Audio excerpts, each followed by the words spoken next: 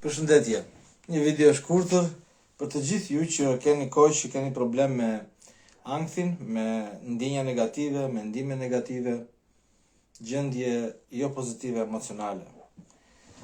Shpesh herë shikoj njerëz që i mëshojnë shumë mendimeve negative, i mëshojnë shumë aspekteve negative të jetës, i mëshojnë shumë gjërave që nuk i kanë arritur në jetë, dhe shpesh ndjen të pafuqishëm edhe të dobët.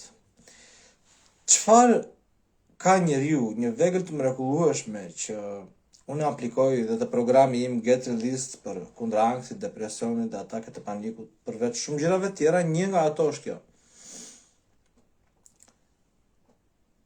Nëse ne gjatë ditës, në mëngjes kur zgjohemi, në darkë para se të fillojmë gjumë, në çdo moment gjatë ditës, para se të ham drekën, para se të ham darkën, arrim të gjallërojmë një ndjenjë mirë njohjeje.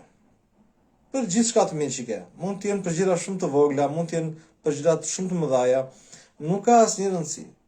Është shumë e rëndësishme që ne të gjallërojmë emocionin e ndjenjën e mirënjohjes. Në këtë formë, ne të gjallërojmë më shumë edhe evente më pozitive në jetën tonë. Kështu ne atraktojmë ose përjetojmë situata më pozitive në jetën tonë.